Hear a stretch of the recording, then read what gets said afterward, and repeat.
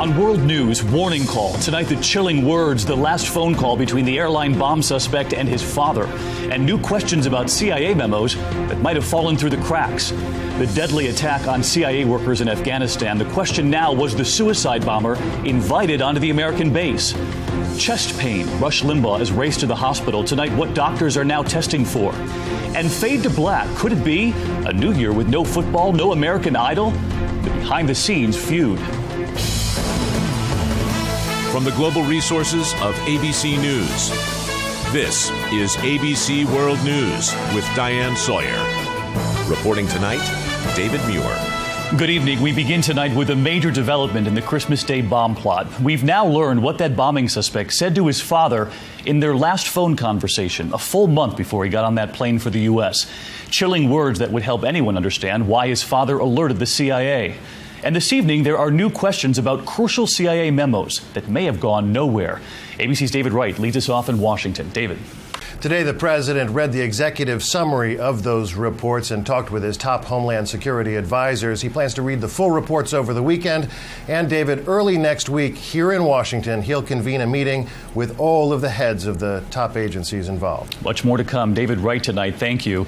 We turn now to the other major story this evening, Afghanistan, where a grim portrait is emerging tonight of the suicide bomber who dressed up as an Afghan soldier, made his way onto a CIA outpost, and then blew himself up. Tonight, flags are flying at half-staff outside the agency's headquarters. 7 of its employees were killed, 6 gravely injured. And now comes word that the suicide bomber was actually invited onto the base. Nick Schifrin on the story again tonight from Kabul. The 6 CIA officers who were injured in the attack are now in critical condition. And tonight, David, officials acknowledged the attack only came after security procedures were not followed. Nick Schifrin in Kabul, thank you. Here at home, the security concerns are on airports and on Times Square tonight. We have 2 reports beginning here in New York, where, of course, hundreds of thousands will gather this New Year's Eve to watch the famous ball drop. Tonight, there is massive security in place and something we haven't seen before. Jeremy Hubbard is here with more. Jeremy. Yeah, over the course of the next few hours, from a security standpoint, no question, this will be the most scrutinized spot in the country, if not the world. David? All right, Jeremy Hubbard, where the music is already fired up. So many ready to celebrate. Thank you. After the holiday, of course, the massive rush back home. So to the airports we go now. Steve Osunsami in Atlanta tonight. And Steve, we've been hearing the TSA has now weighed in on all this talk of possible new restrictions. What have they said? The real question is what happens, David, on Monday when these current guidelines expire, and to see whether the government falls back on these guidelines or puts in place more measures that restricts these airlines and passengers further. So on those domestic flights over the next couple of days, still the shoes off and the liquids in particular containers. But while we have you, Steve, the weather picture for travelers, too. We were watching today this mix of snow, freezing rain all along parts of the East Coast. What did you see by way of delays, cancellations? The good news is that most of this should be out of the way by Sunday and Monday morning when travel picks up again. All right, great news indeed. Good to see you, Steve. We're going to turn now to the latest on Rush Limbaugh. The conservative talk show host remains in a hospital in Hawaii tonight after suffering severe chest pains similar to a heart attack yesterday. Tonight, doctors still don't know the cause. Yunji Denise is in Honolulu. Limbaugh is supposed to be back on the air on Monday. No word if he will be there on time. The idea of no football tomorrow on New Year's Day? It sounds unthinkable, but for millions of TV viewers, it could happen. And it's all because of a battle off the field tonight between Time Warner Cable and Fox. The two are in 11th hour talks right now. But will their feud leave viewers in the dark? Here's David Curley. Tonight, the head of the FCC called on the companies to extend the deadline, saying, quote, cable-watching football fans shouldn't be forced to scramble on New Year's weekend. David Curley, ABC News, Washington.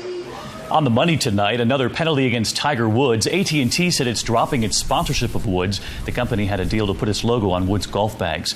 On Wall Street, stocks ended the decade worth less than they were 10 years ago. If you invested $10,000 in the Dow at the end of 1999, you'd have just more than $9,000 tonight.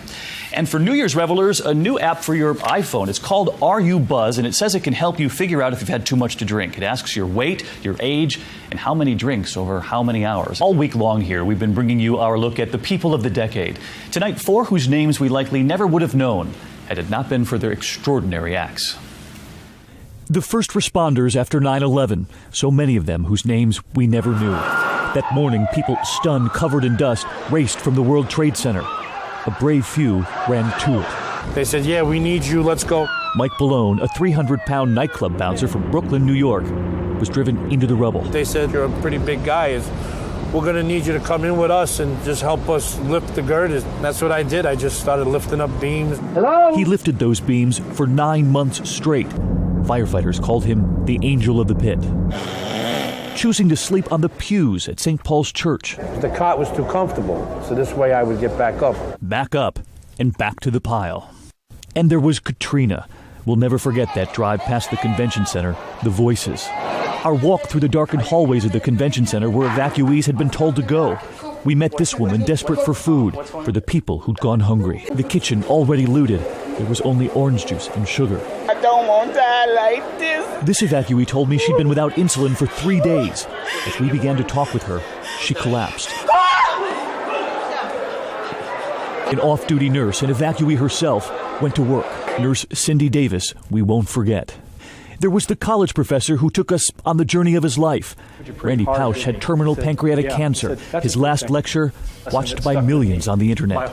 There was time left, too, for a childhood dream, playing with a pro football team. So honest in his final days.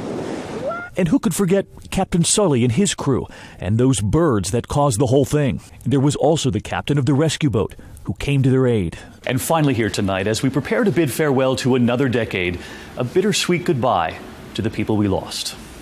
He did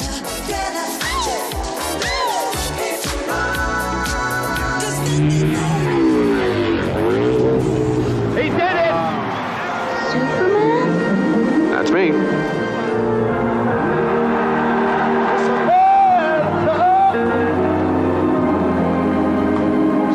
America, my God shed his grace on thee. You ought to love him for it, 'cause he crowned our God. Mr. Gorbachev, tear down this wall. Our long national nightmare is over. A little louder for me.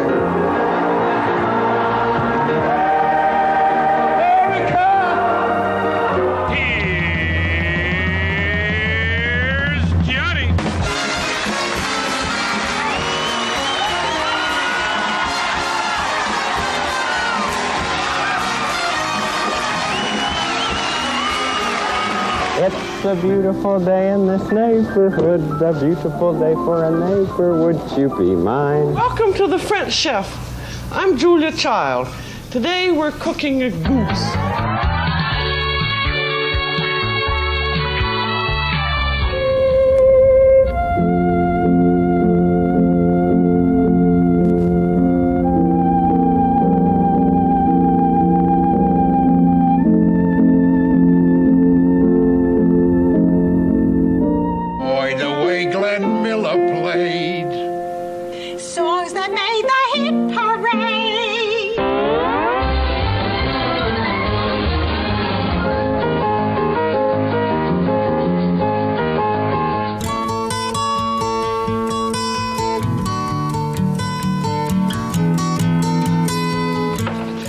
You don't leave much when you miss, do you, fat man?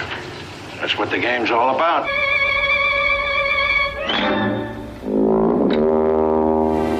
I could have been a contender. I could have been somebody.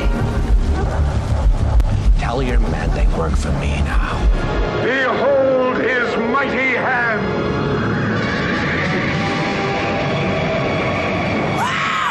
I feel good. I knew that I would. In football, you wear a helmet. In baseball, you wear a cap. That's right, we bad. Well, that's the story of my life. No respect. I don't get no respect at all. Make us.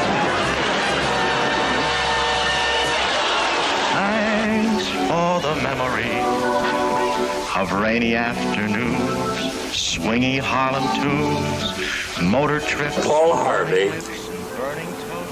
Good day. Good evening from the CBS News Control Center in New York. This is Walter Cronkite reporting. All's well that ends well. My time here now ends extremely well. Thank you. Every time I look at a coin, I instinctively want to look at the other side. Where have all the flowers gone? Long time passing. Where have all the flowers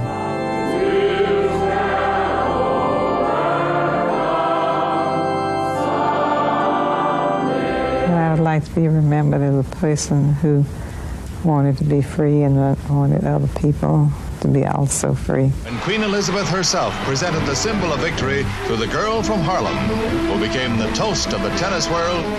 This is Power Unlimited with a baseball bat. It's gone. Well, there he is, Seattle's Clue. This is the greatest time I've ever had in Victory Lane right here. Love is a burning thing,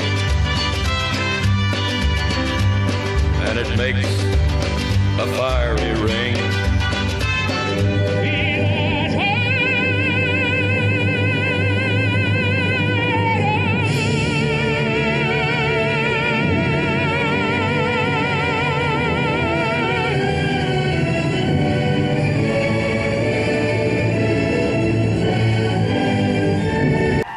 And that is World News this New Year's Eve. I'm David Muir. For Diane Sawyer and all of us here at ABC News, thank you for being with us this year, another decade. And as we leave you tonight, we show you Times Square with a reminder that Dick Clark, Ryan Seacrest are getting ready for New Year's Rockin' Eve. It's 10 p.m. Eastern right here on ABC. We'll see you next year. Good night.